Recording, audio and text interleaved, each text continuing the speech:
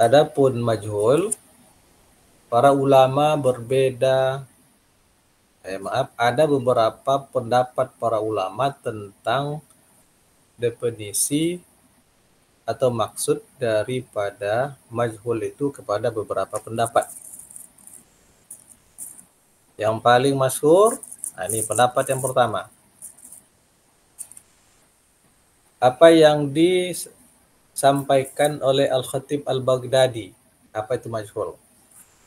Kata Al-Khatib, al-majhulu inda ashabil hadis, majhul menurut ashabul hadis, ahli hadis adalah kullu man lam yashtahir bi talabil ilmi fi nafsihi wala arafahu ulama'u bihi wa man lam yu'ra di suhu illa min jihatir rawi wahid. Ini majhul menurut Al-Khatib Al-Baghdadi. Apa itu? Nah, ya dia sampaikan pendapat dari ashabul hadis, yaitu setiap orang yang tidak terkenal sebagai penuntut ilmu. Artinya orang tersebut tidak dikenal oleh orang lain atau orang banyak sebagai tolibil ilmu, tolibil ilmi. Kalau tolibul ilmi kan orang tahu, oh si Anu kuliahnya di UIN, si Anu kuliahnya di Madinah. Orang kan tahu, masyhur. Nah, jadi yang dimaksud majhul itu kriteria pertamanya menurut Al-Khatib Al-Baghdadi orang yang tidak dikenal sebagai penuntut ilmu. Itu satu. Yang kemudian tidak pula dikenal oleh para ulama. Kalau yang pertama itu orang yang tidak terkenal sebagai thalibul ilmi di kalangan masyarakat umum. Kalau yang kedua, tidak pula dikenal oleh para ulama, khususnya ulama kritik. Jadi masyarakat umum tidak mengenal dia sebagai thalibul ilmi, para ulama pun juga tidak tahu kalau dia itu adalah thalibul ilmi. Nah, kemudian yang ketiga, syaratnya siapa yang tidak diketahui hadisnya kecuali dari satu jalur periwayatan. Itu yang disebut dengan majhul. Berarti ada 3 kriteria majhul menurut Al-Khatib Al-Baghdadi menurut pendapat ashabul hadis. Tidak terkenal sebagai thalibul ilmi, tidak dikenal oleh para ulama kritikus hadis, kemudian tidak diketahui hadisnya kecuali bersumber atau diriwayatkan dari satu orang perawi. Nah, itu menurut ashabul hadis.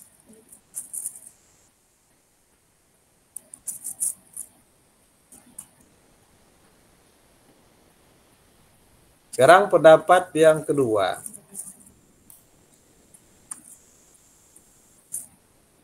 Itu pendapat dari Ibnu Shalah.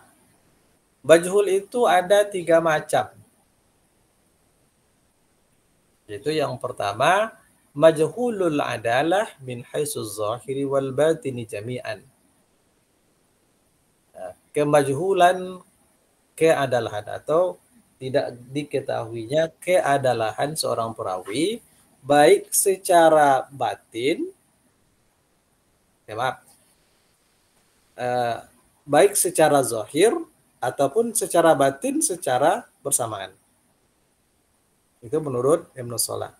Artinya tidak diketahui keadalahan seorang perawi baik itu dari sisi zahir ataupun batin secara bersamaan. Nah, apa itu? Secara zahir maksudnya. Secara zahir itu tidak diketahui oleh orang banyak kalau dia itu sebagai perawi hadis, atau tidak diketahui keadalahannya oleh orang banyak. Sementara secara batin tidak diketahui oleh ulama kritikus hadis. Nah, jadi hampir sama sebetulnya dengan definisi Al-Khatib Al-Baghdadi yang dia sampaikan, definisi ashabul hadis. Nah, hampir sama. Cuman bahasanya saya berbeda. Kemudian macam yang kedua,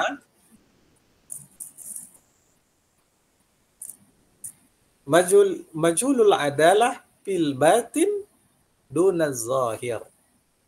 Majhul yang kedua, orang yang tidak diketahui keadalahannya secara batin. Secara batin berarti tidak diketahui penilaian jarahnya di kalangan para ulama kritik. Dunaz zahir. Tapi dia tidak majhul secara zahir. Maksudnya di sini, kalau masyarakat umum itu tahu mengenal si Fulan itu memang orang yang adil. Tapi para ulama kritikus hadis tidak memberikan penilaian apa-apa. Tidak tahu tentang kepribadiannya. Nah, maka ini majhul yang kedua, atau dengan istilah ini disebut dengan al-mastur. Mastur itu kan secara bahasa berasal dari kata sataro yasturu. Sataro artinya menutup, mastur yang tertutup, tersembunyi. Walaupun orang banyak mengetahui dia sebagai orang yang adil, tapi ulama kritikus hadis tidak tahu tentang keadalahannya. Nah, ini lebih ringan sedikit. Kalau yang pertama tadi, penilaian orang banyak tak tahu dia sebagai orang yang adil, ulama kritik pun juga tidak tahu. Kalau ini, ulama kritik saya tidak tahu. Tapi kebanyakan atau orang banyak tahu tentang keadalahannya. Nah, jenis yang ketiga, majhulul ain. Itu menurut Ibnu Salah. Jadi sudah ada istilah majhulul ain pada masa Ibnu Salah. Itu pendapat yang kedua. Kemudian pendapat yang ketiga, menurut Al-Hafiz Ibnu Hajar. Ibnu Hajar menyebutkan bahwa majhul itu ada dua macam. Yang pertama, majhulul ain. Apa itu majhulul ain? Man lam yarwi anhu ghairu wahidin wa lam yuwassaq. Yaitu perawi yang tidak meriwayatkan darinya kecuali satu orang murid saja. Dan tidak ada penilaian sikohnya. Artinya perawi itu muridnya hanya satu orang. Dan tidak ada penilaian tentang kesikohannya. Apakah dia orang yang sikoh atau tidak. Muridnya hanya satu orang. Itu oleh Ibnu Hajar disebut dengan istilah majhulul ain. Ain itu kan sama dengan diri. Dirinya itu memang tidak dikenal. Nah, yang kedua, baru majhulul hal, atau disebut juga dengan istilah al-mastur. Itu maksudnya man rawa anhu isnani fa aksar wa lam yuwassa. Yaitu siapa yang meriwayatkan darinya dua orang perawi atau lebih, tapi tidak ada penilaian sikoh. Artinya majhulul hal atau mastur itu perawi yang muridnya minimal dua atau lebih, tapi tidak ada penilaian sikoh terhadap dirinya, tentang dirinya. Jadi ada dua majhul saja menurut Ibnu Hajar, bahwa majhulul ain itu muridnya hanya satu, tidak ada penilaian sikoh. Majhulul hal muridnya minimal dua atau lebih, tapi tidak ada penilaian sikoh. Itu yang disebut dengan majhul, perawi yang tidak dikenal. Nah, kesimpulannya apa? Dari ketiga definisi yang dikemukakan oleh ulama tadi. Baik oleh Al-Khatib Al-Baghdadi yang menyebutkan pengertian majhul menurut ashabul hadis, ataupun definisi menurut Ibnu Salah, ataupun menurut Ibnu Hajar Al-Asqalani. Nah, bagaimana penjelasannya? Ini dia.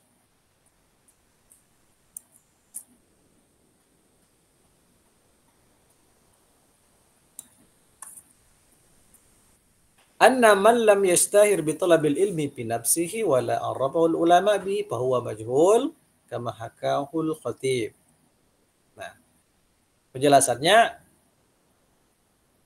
bahwa definisi disampaikan oleh Al-Khatib Al-Baghdadi yang mengatakan majhul itu adalah kriteria pertama, seseorang yang tidak dikenal sebagai thalibul ilmi.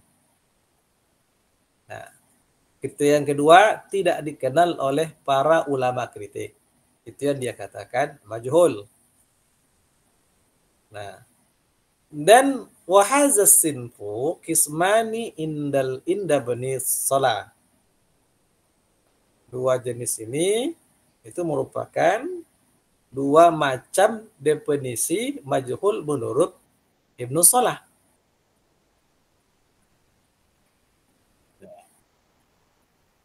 Kalau Ibnu Salah tadi memberikan definisi orang yang tidak dikenal secara zahir dan secara batin.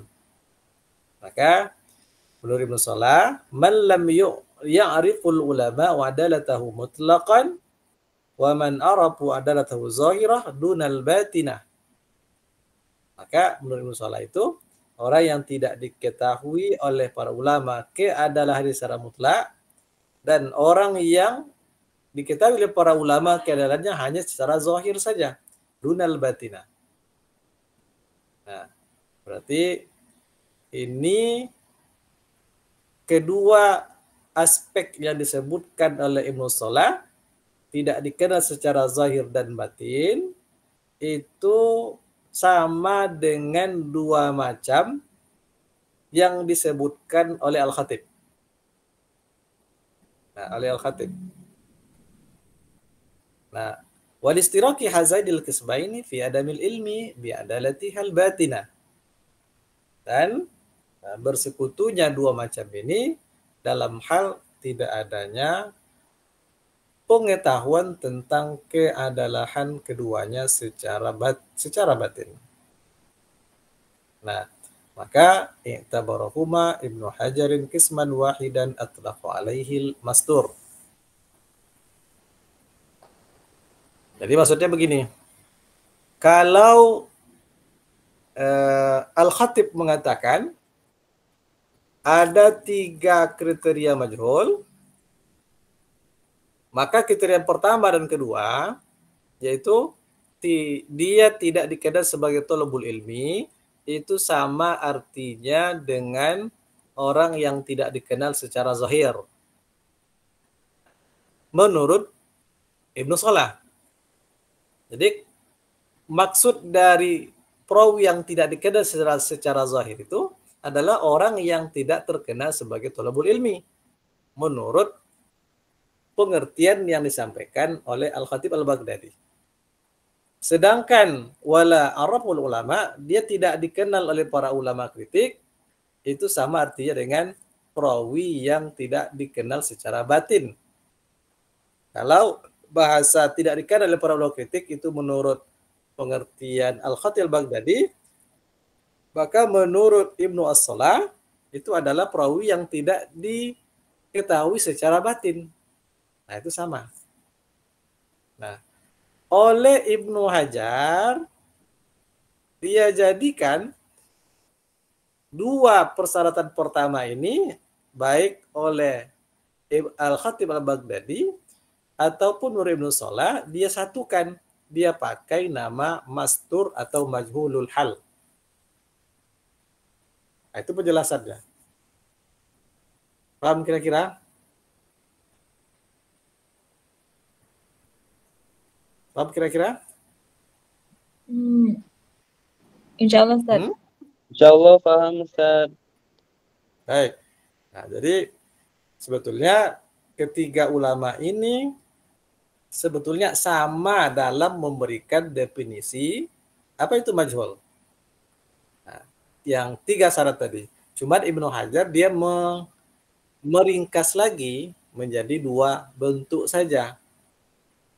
Nah, lalu yang kedua menurut Ibnu Hajar ada majhulul ain.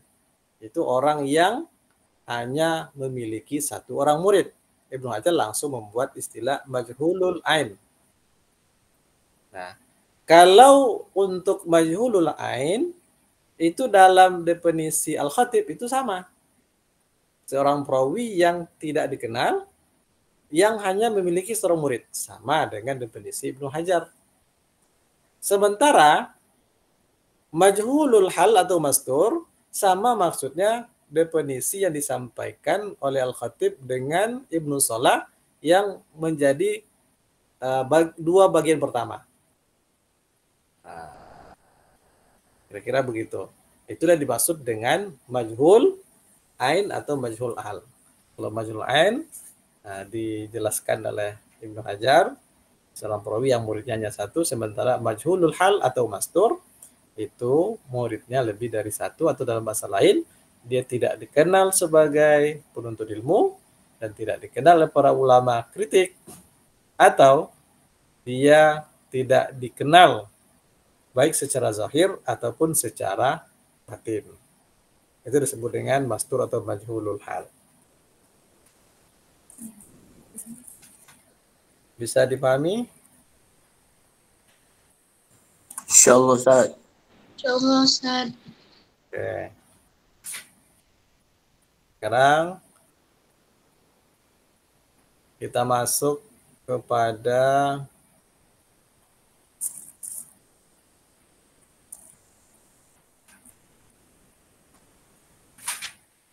al-mazhabus tsani, mazhab yang kedua. Kalau yang pertama mana satunya? Ini menurut jumhur tadi itu. Kayaknya pembagiannya jauh ke atas. Sekarang kita masuk kepada pendapat Ibnu Hibban di dalam kitabnya As-Siqat. Dalam kitab As-Siqat.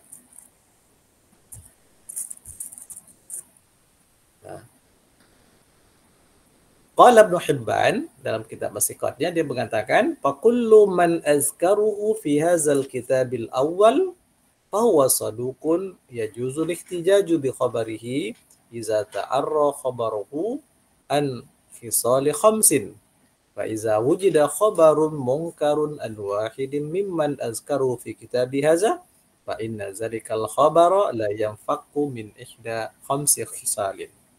Misal, nah ini kata Ibnu Hibban dalam kitab As-Siqatnya. Ibnu Hibban ini dia wafatnya itu tahun berapa ya kemarin itu?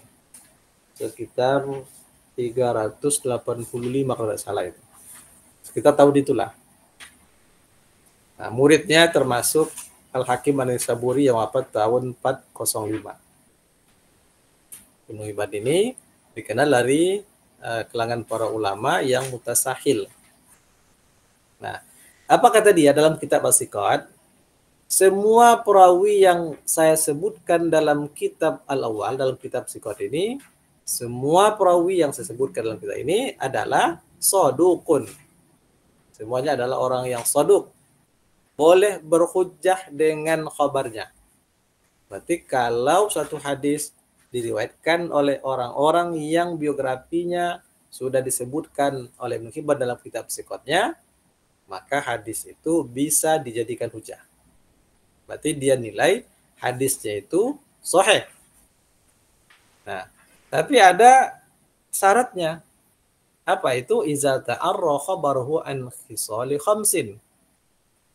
Apabila khabarnya itu terbebas dari 5 perkara. Perkara berikut. Jadi kalau khabarnya itu terbebas dari 5 perkara berikut, maka hadisnya itu atau khabarnya itu bisa dijadikan hujah. Ini menurut Ibnu Hibban.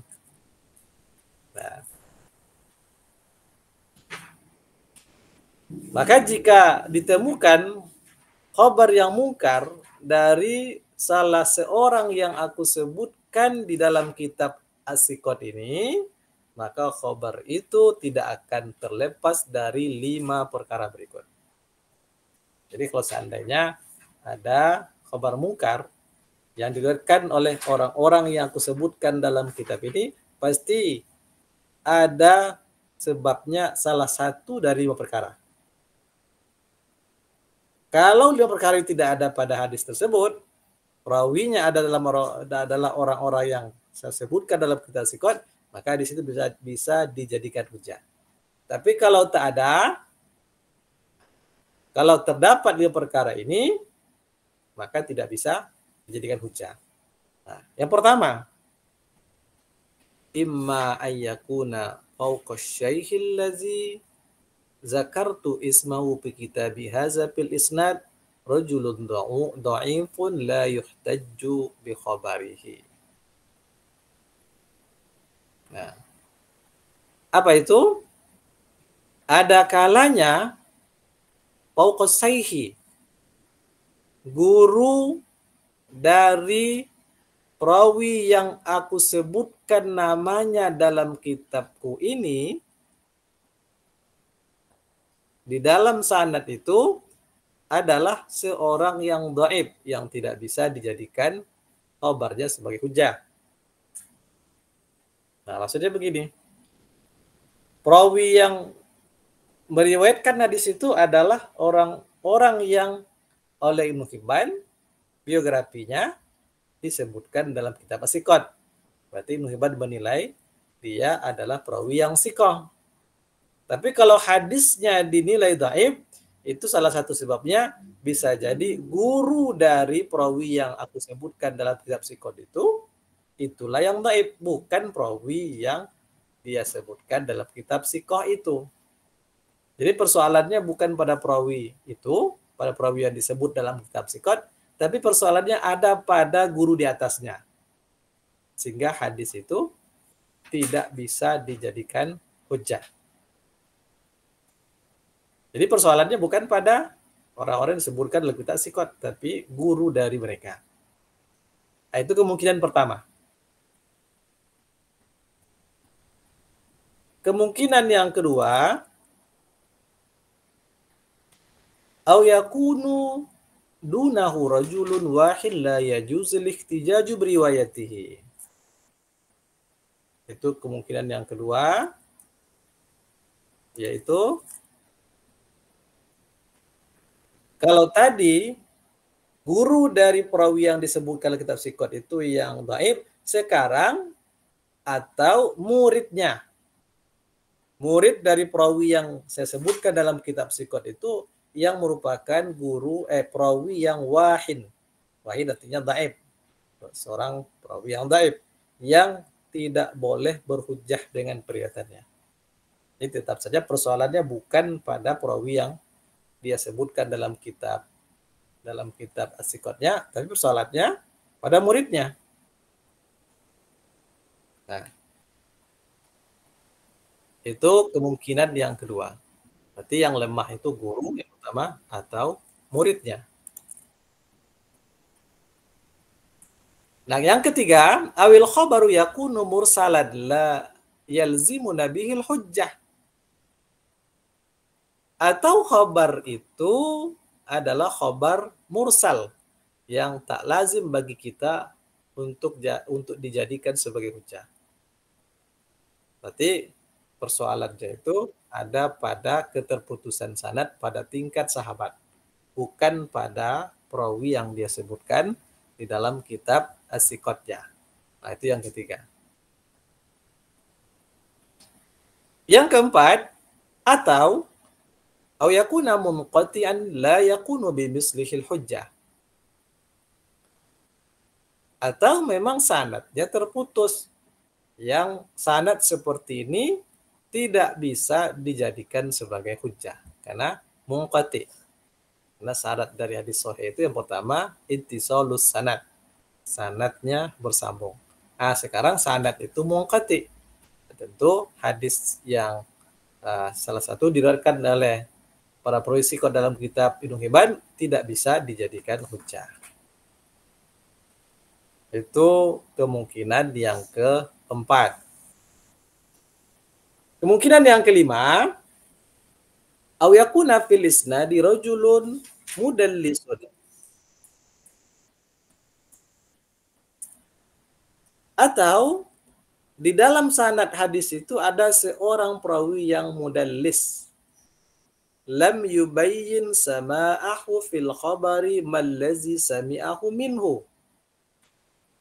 Nah, jadi pada riwayatnya itu ada seorang perawi yang mudallis, pelaku tadlis, yang dia tidak menjelaskan pendengarannya atau dari mana sumber hadis yang dia peroleh dari orang yang dia dengar atau dari gurunya. Nah, mudah-mudahan tidak kita ulang lagi. Ada tadlisul isnad, ada tadlisus suyuh.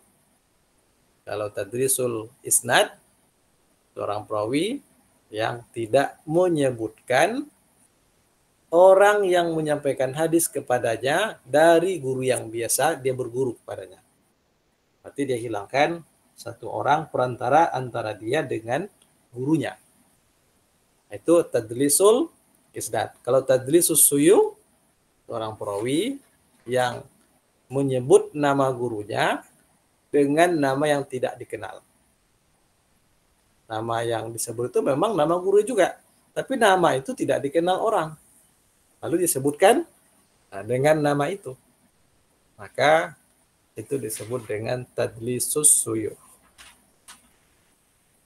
Nah, sekarang ditegaskan lagi oleh Ibnu Hibban, fa kullu man zakartuhu fi kitabi hadza idza ta'arra khabaruhu an al-khisalil khams allati zakartuha fa huwa adlun yajuzul ihtijaju bi khabarihi.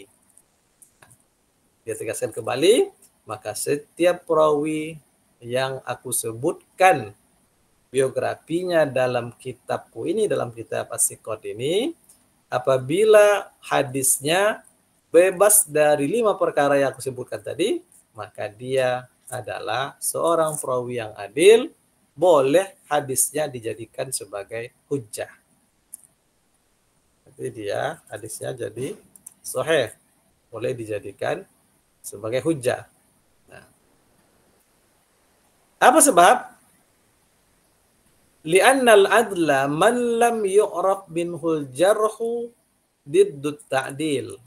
Nah, ini juga kaidah yang kita ulang dulu. Nah, alasannya begini, bagi Ibnu Hibban, seorang perawi yang dinilai adil cukup dengan ketentuan tidak diketahui penilaian jarah pada dirinya. Sebab lawan jarah itu ta'dil. Kalau tidak ada yang menjarah, berarti dia dinilai adil. Nah, begitu simpel kaidah oleh Ibnu Hibban. Itu kaidah umumnya. Orang yang tidak diketahui ada penilaian jarah pada dirinya, maka dia adalah orang yang dinilai adil. Nah, faman lam yu'lam bijarhim fa huwa adlun iza lam yatabayyan didduhu. Siapa yang tidak diketahui ada penilaian jarah pada dirinya, maka dia adalah orang yang adil selama tidak ada penjelasan penilaian sebaliknya untuk dirinya. Atau tidak ada yang menilai jarah. Nah, apa sebab? Karena manusia ini tidak dibebani untuk mengetahui sesuatu yang gaib daripada mereka. Agama umat Islam ini tidak diperintahkan oleh Allah untuk mencari atau berpedoman kepada yang gaib. Kita hanya disuruh untuk melihat kepada zahir-zahirnya saja.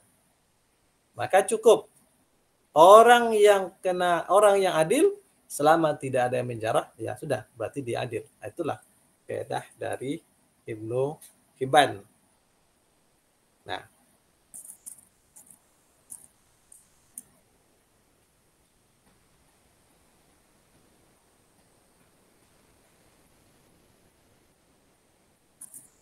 ini penjelasan lebih lanjut. Wal khoslatanil awwal awliyani tufidani annal majruha la yahtajju bi khabarihi bal huwa sababu dha'fil khabar. Ini penjelasan kelanjutannya. Jadi dua macam yang pertama. Apa tadi ya dua macam pertama? Bahwa hadis dari orang yang aku sebutkan dalam kitab Siqahku ini, gurunya yang dhaif, atau yang kedua muridnya yang dhaif. Nah, itu dua ketentuan yang dari 5 ketentuan tadi itu menunjukkan bahwa al-majruha la yahtajju bi khabarihi. Orang yang kena jarah tidak bisa khabarnya dijadikan sebagai hujjah. Bahkan itulah sebagai sebab dhaifnya khabar itu. Nah.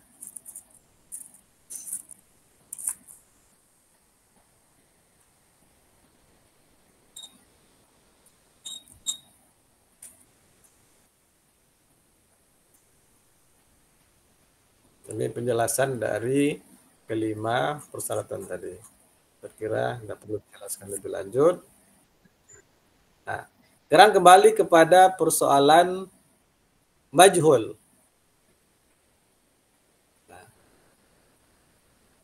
adapun orang-orang yang majhul yang tidak meriwayatkan hadis darinya kecuali orang yang dhaif, maka mereka adalah orang yang matrukun alal ahwali kulliha.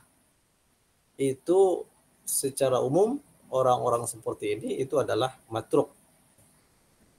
Maksudnya kalau ada seorang perawi yang majhul, lalu semua muridnya hanyalah orang-orang yang dhaif, maka hadis dari orang yang majhul ini itu jelas matruk. Semuanya ditinggalkan. Ini kritik dari Ibnu Hajar terhadap Ibnu Hibban.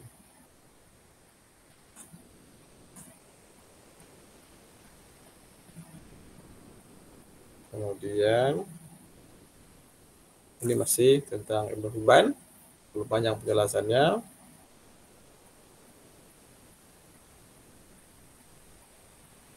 Jadi kaidah yang dipakai oleh Ibnu Hibban itu dalam kitabnya Siqat itu sudah terkenal sebagai kaidah yang tasahul, bermudah-mudah untuk menilai kesikohan perawi.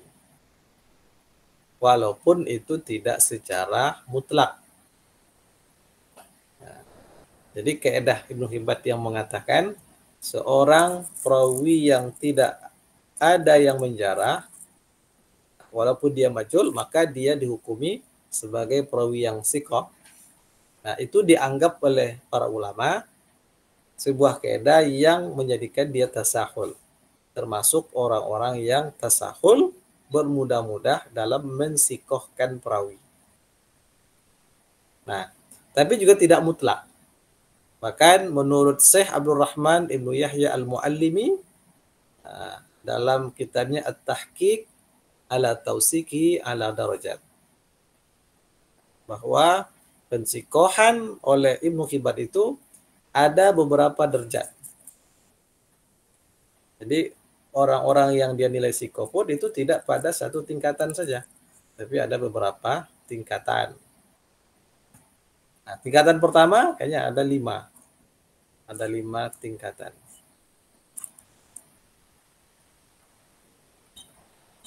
Nah, banyak sekali pembahasan tentang Hibban. Yang pertama, ay yusarriha bihi ka ay yaqul kana mutqinan atau mustaqimul hadis. Jadi orang-orang yang dia nilai sikoh dalam kitab as-siqatnya itu level yang pertama itu adalah orang-orang yang dia nilai secara sharih dengan penilaian yang menunjukkan kesikohan. Umpamanya dengan lafaz kana mutqinan. Timbulan itu adalah orang yang profesional. Kalau dikatakan mutqin, berarti dia orang yang terkenal sikoh. Atau dengan istilah mustaqimul hadis. Itu level yang pertama. Jadi perawi-perawi yang disebutkan dalam kitab as-siqatnya itu tingkatan yang paling tingginya adalah orang yang pertama ini. Dan dia jelaskan sendiri dengan lafaz kana mutqinan atau mustaqimul hadis. Itu orang yang paling tinggi kualitasnya di mata Ibnu Hibban. Nah, kemudian yang kedua, ayakuna ar-rajulu min syuyukhihi allazina jalasahum wa khabarahum. Yang dia maksud dengan sikoh itu adalah seorang perawi yang selalu bermujalasah atau selalu berguru dengan gurunya. Itu maksud dari siko yang pertama. Yang kedua. Kemudian tingkatan yang ketiga, ayakuna minal ma'rufina bi kasratil hadis. Bihaisu yu'lam anna ibn Hibbanin waqafa lahu ala hadis katsiratin. Dan yang ketiga, dalam kitab yang ada dalam kitab sikotnya itu adalah orang-orang yang dikenal sebagai orang yang banyak meriwayatkan hadis atau al-muqsirina fil hadis. Nah, yang mana diketahui Ibnu Hibban pun juga berhenti untuk mengambil hadisnya dalam jumlah yang cukup banyak dalam kitab Sahih Ibnu Hibban itu. Jadi itu yang ketiga. Kemudian yang keempat, ayazhara min siyaqi kalamihi annahu qad arafa zalika ar-rajula ma'rifatan jayyidan. Yang keempat, dengan ukapan yang sore menunjukkan bahwa Ibnu Hibban mengenal perawi tersebut dengan pengenalan yang baik.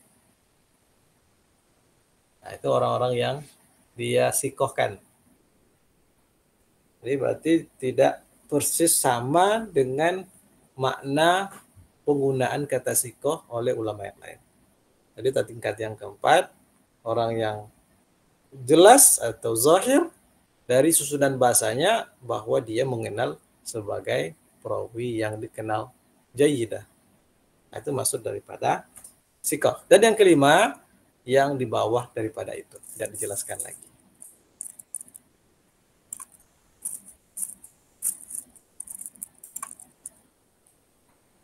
Nah, itu menurut Ibnu Hibban, pandangan dia tentang kemajhulan. Kemudian ini penjelasan dari 5 tingkatan tadi. Nah, sekarang kembali kepada jumhur. Terlihat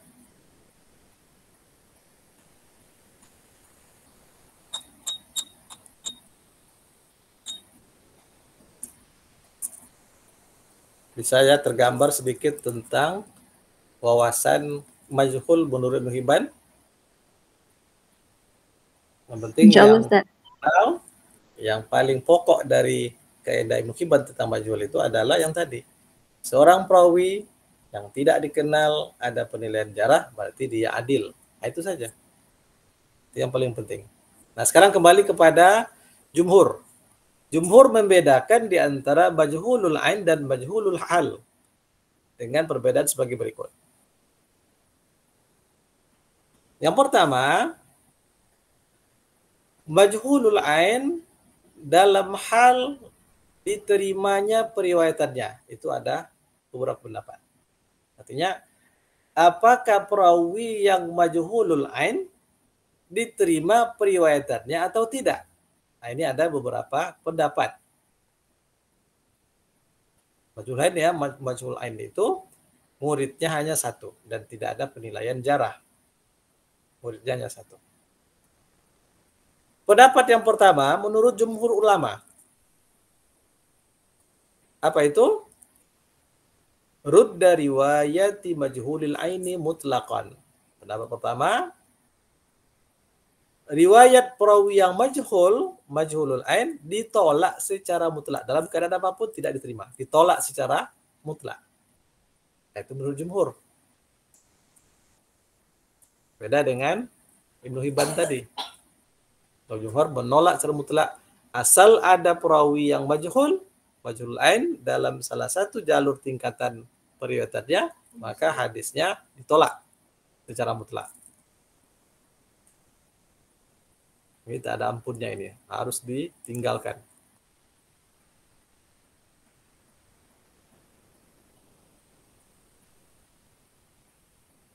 Nah, dasarnya ada perkataan dari Ibnu Katsir yang mengatakan Fa ammal mubhamul ladzi lam yusamma ismuhu aw man summiya wa la tu'rab ainuhu fa hadza mimman lam yuqbal riwayatuhu mimman lam yakbil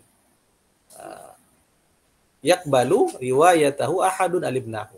Kata Ibnu Katsir, adapun perawi yang mubham yang tidak disebut namanya atau disebut tetapi tidak diketahui ainnya, maka sejauh pengetahuan kami tidak satu pun ulama yang menerima periwayatannya. Itu kata Ibnu Katsir.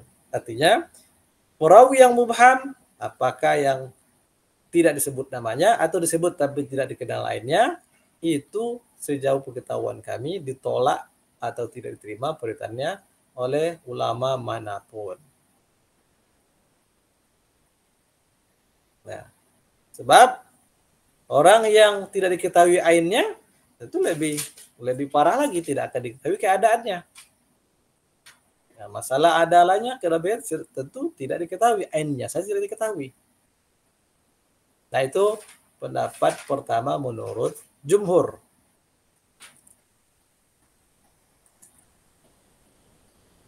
Pendapat yang kedua,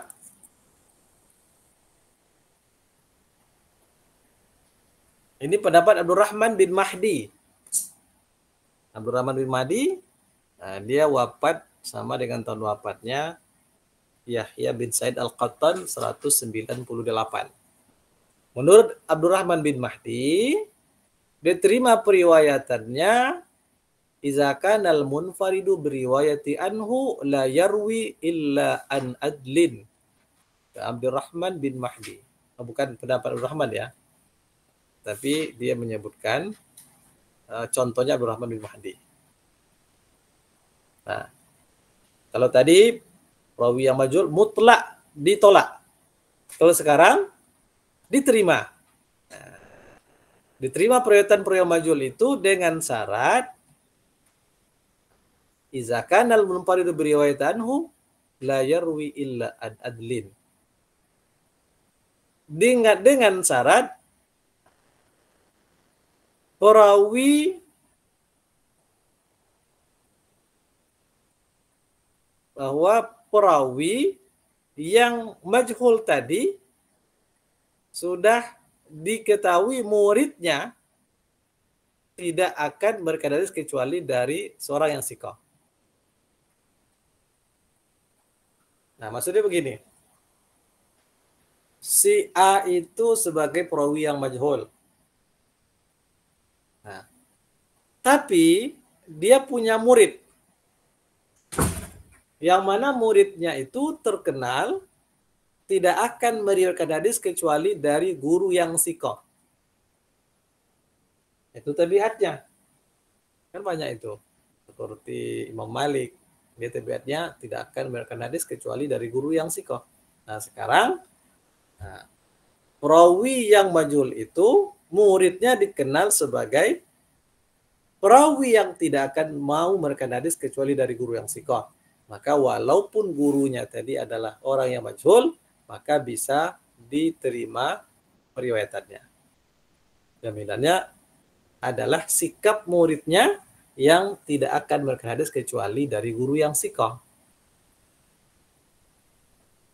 Berarti muridnya itu sebagai penjamin. Nah, itu pendapat yang kedua. Pendapat yang ketiga oleh Ibnu Abdul Bar. Nah, yaitu diterima periwayatan majhul itu apabila iza kana masyhuran ka yastahira biz-zuhdi awin najdah awil qarami fa in istuhira bil ilmi faqabuluhu min babi ulah. Nah, jadi rawi yang majhul tadi memang tidak ada penilaian batin dari ulama kritik. Tapi orang mengenal dia itu sebagai orang yang zuhud. Najdah, punya intuisi yang tajam. Kemudian karam, dia orang yang pemurah. Tapi orang tidak mengenal, tidak mengetahui kapasitas kedobitannya atau kesikoannya dalam meriwayatkan hadis. Orang yang mengenal dia itu orang zuhud, dia itu punya kecerdasan, dia itu orang yang pemurah. Nah, maka kalau sudah terkenal dengan sifat-sifat mulia seperti ini, riwayatnya tetap diterima. Ini pendapat dari Ibnu Abdil Bar. Nah, apalagi kalau dia terkenal sebagai orang yang penuntut ilmu, maka lebih utama lagi untuk bisa diterima. Itu pendapat yang ketiga. Bisa dipahami kira-kira oleh Ibnu Abdul Bar. Insyaallah Ustaz. Kemudian pendapat yang keempat ya. Ikhtiyaru Abil Hasan Ali bin Abdullah bin Al-Qattan. Pendapat yang keempat, Abul Hasan Ali bin Abdullah bin Qattan, Ibn Al-Qattan itu memilih pendapat begini. Yuqbalu haditsuhu iza zakkahu ma'a riwayatil wahid ahadu aimatil jarhi wa ta'dil. Nah, riwayat perawi yang majhul tadi bisa diterima kalau ada rekomendasi dari salah seorang imam jarah dan ta'dil. Jadi kalau ada rekomendasi, betulnya tidak lagi bisa dikatakan majhul. Tapi inilah pandangan dari Abul Hasan Ali bin Abdullah ibn Al-Qattan bahwa diterima hadisnya apabila ada rekomendasi dari seseorang imam atau ulama kritik atau ulama jarh wa ta'dil. Itu baru bisa diterima. Nah, ini yang keempat ini juga pendapat yang dipilih oleh Ibnu Hajar. Maka dia menambahkan diterimanya periwayatan perawi yang majhulul ain juga. Iza wassaqahu man yanfaridu anhu. Apabila muridnya mensikohkan dia. Iza kana mutahilan lizalik. Dan memang muridnya itu adalah orang yang ahli. Orang yang cakap untuk itu. Nah, sekarang Ar-Raji. Raji ini pendapat yang terkuat menurut penulis kitab ini. Itu adalah Al-Qaulul Awal. Pendapat yang pertama, yaitu pendapat jumhur ulama yang menolak atau tidak menerima periwayatan perawi yang majhul secara mutlak. Secara mutlak. Itu pendapat yang kuat atau yang raji. Tapi makna raji ini menurut penulis kitab ini. Baik, sampai di situ ada pertanyaan?